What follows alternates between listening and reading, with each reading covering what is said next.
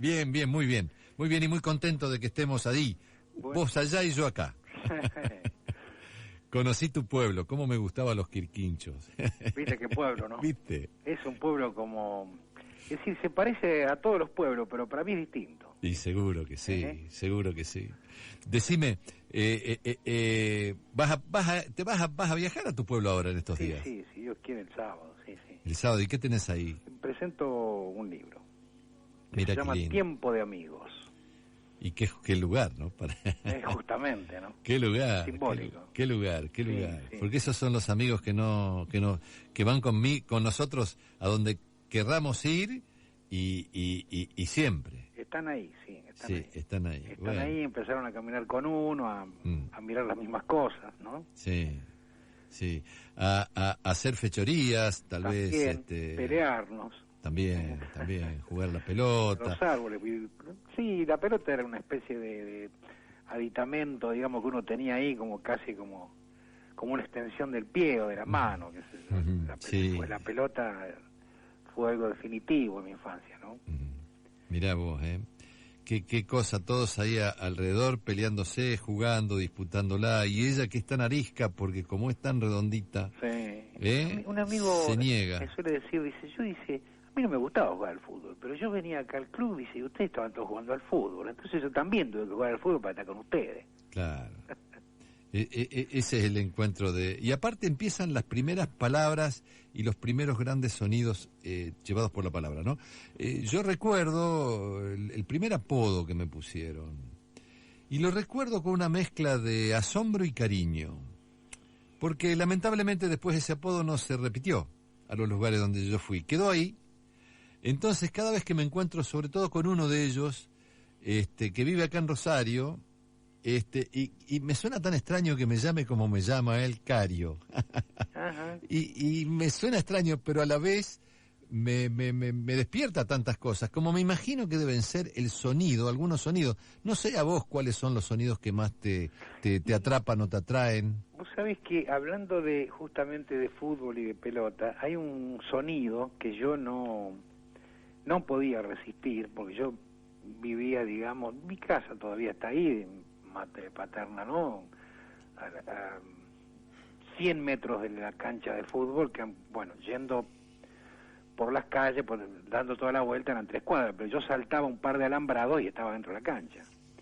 Y entonces yo, a la hora, digamos, después de almorzar, escuchaba la pelota golpeando el piso y no lo podía soportar. Era una cosa, incluso en este último libro hay un texto un relato que se llama Pelota picando, ¿no? Entonces yo, claro, a ver, le tenía que pedir permiso a mi viejo, si no me necesitaba y entonces cuando me decía andá, iba volando y me pasaba las horas y las horas. Entonces después mi vieja a la tardecita, cuando se hacía de noche, me gritaba de ahí del fondo del terreno y yo la escuchaba, y saltaba de nuevo y volvía. Pero eso era una cosa imposible y ahora, cuando estoy a veces, a la tarde que los chicos juegan, practican las divisiones inferiores, qué sé yo, escucho ese ruido de la pelota y es una cosa terrible, porque era como un llamador, una cosa irresistible, digamos, ¿no? Y la voz, ¿no? La voz que te hace situar en lo familiar, en lo íntimo, ¿no? La voz de la madre, por ejemplo, ¿no? Por supuesto. ¿Qué cosa esa? Vos sabés que yo tengo un recuerdo muy lindo que me hiciste acordar ahora. Cuando la fiesta, yo era muy chiquitito, ¿no? Pero las fiestas de Navidades, o la de Navidad más que nada, se festejaba en el medio del campo, en una casa que era la casa paterna de mi madre. Sí. Mi madre tenía 4 hermanas, eran 4 mujeres y un hermano. Y las hermanas, todas tenían voces parecidas, algunas más que otras, ¿no? De las 4. Sí. Recuerdo haberme despertado más de una vez, viste, se iban a acostar todos tardes, el 24, qué sé yo, y el 25 medio entre los sones uno iba escuchando que venía de la cocina ese coro de voces de las hermanas, y que eran parecidas y distintas. Claro. Y vos identificabas a una que a otra. Y si ahora está hablando fulana, ahora habla mi vieja, obviamente, que es la que más conocías, ¿no? Sí. Y ahora está hablando mengana. Y despertarte con eso es como despertarte con un coro de pájaros, ¿no? Sí, bueno, en el campo el coro de pájaros es una cosa imposible de resistir.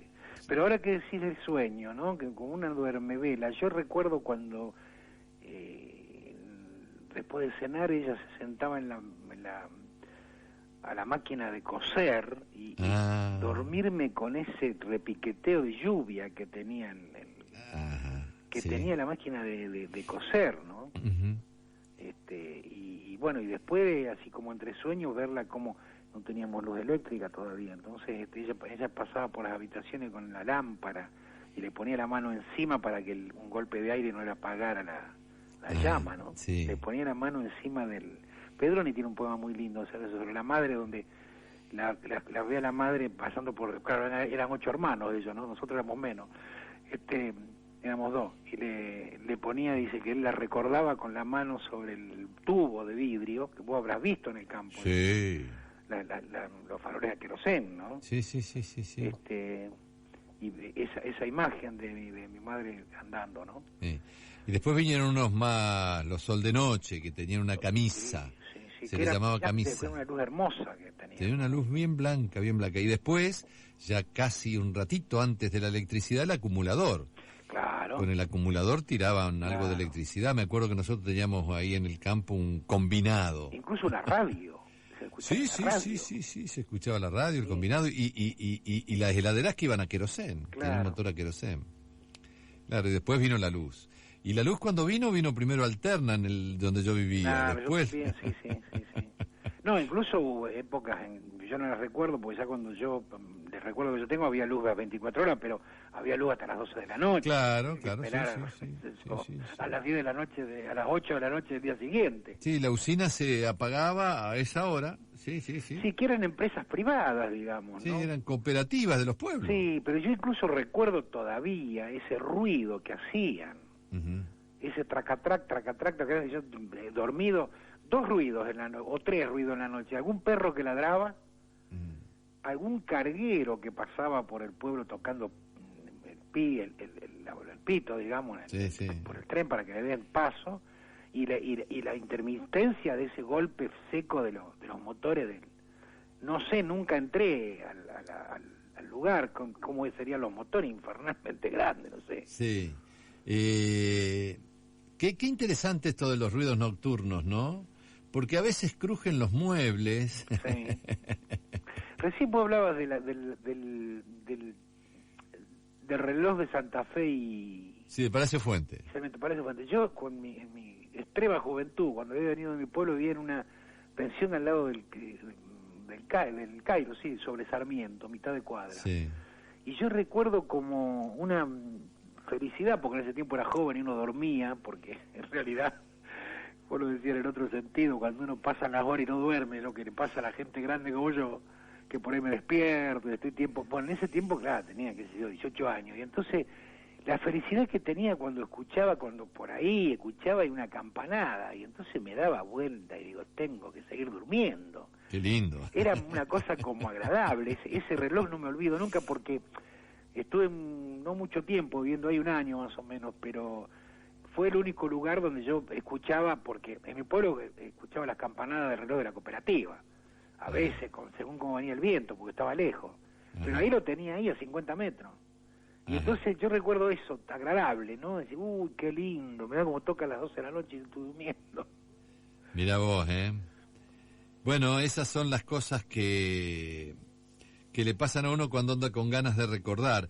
Y estas son las pequeñas palabras, las pequeñas cuestiones que te hacen recordar, los sonidos, el silencio, qué sé yo, las palabras, la escritura, el sonido cuando nosotros escribíamos, uno porque no lo repara ahora, pero cuando nosotros escribíamos...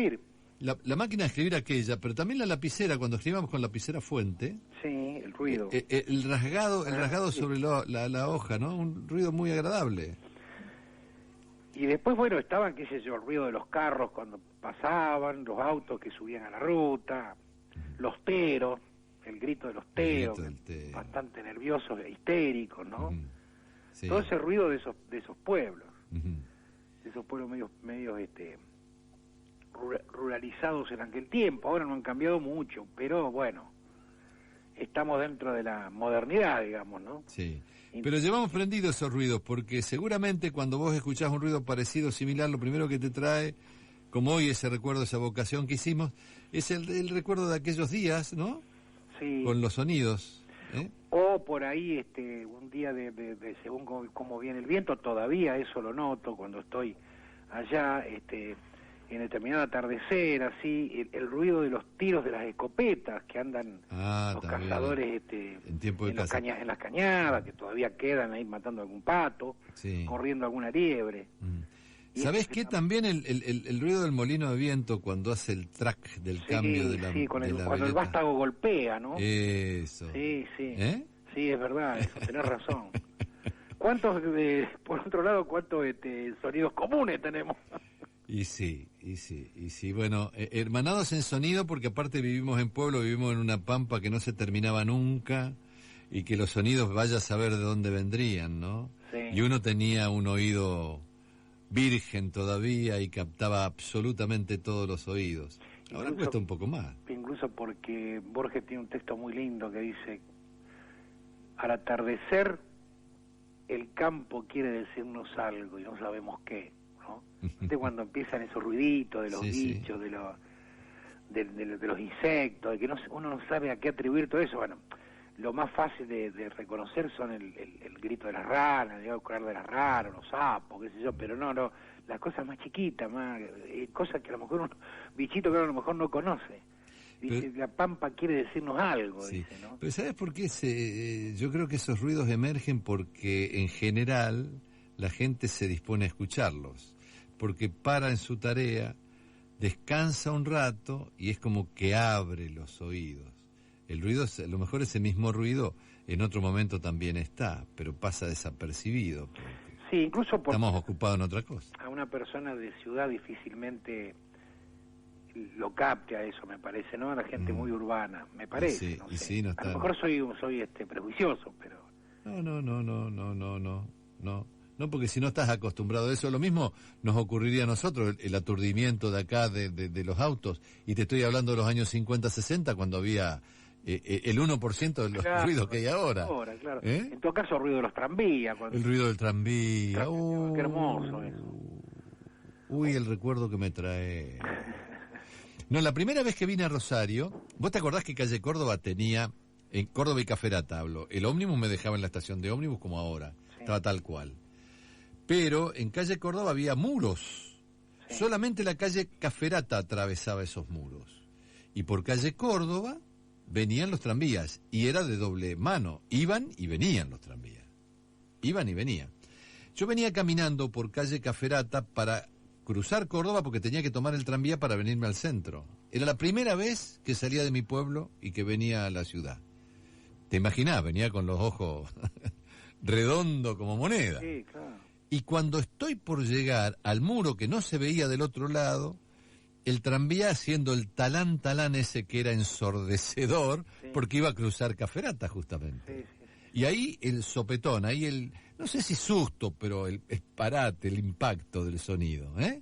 Mirá el recuerdo que me trajiste de ese sonido, lo tengo todavía grabado en mi cabeza. Incluso el track de los trenes, recién estaba mirando que aparece, Dios quiera que sea así, que parece que va a haber nuevamente un tren medianamente rápido a Buenos Aires, de acá están comprando vagones nuevos, los mostraban ahí recién, qué sé yo, y entonces filmaron la parte cuando pasan, digamos, y ese track, ¿viste? Cuando donde las vías se unen, que pasan las ruedas y hacen ese ruido. Uy, cuántos recuerdos me trajo ¿Cuántos recuerdos? Por Dios, hace del año 74 que no se va un tren.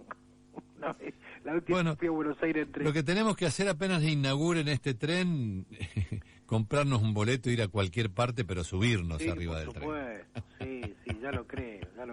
Bueno, estamos medio nostalgiosos nosotros. Sí, yo por eso ¿sabes lo que voy a hacer cuando vos cortemos la comunicación? Sí. Voy a poner un tema musical de Serrat, pero cantado por otros. Y está enganchadito. Vas a ver qué lindo que es esto. Es Poema de Amor y Lucía. Ajá. ¿Eh? Bueno. Así que voy a poner eso. Porque simplemente porque tengo ganas de disfrutar este momento. Bueno, este lapsus que vamos a hacer. Sí. Qué buena conversación que tuvimos y te la agradezco. No, por favor, yo te agradezco a vos. Bueno, Jorge Isaías, ¿cómo se llama tu último libro? Esas ramas altas. Ese es el de poesía, pero que salieron dos casi juntos. Y el último se llama Tiempo de Amigos, que son relatos. Relatos. Sí. Bueno, las ramas también hacen un ruido muy particular, ¿eh?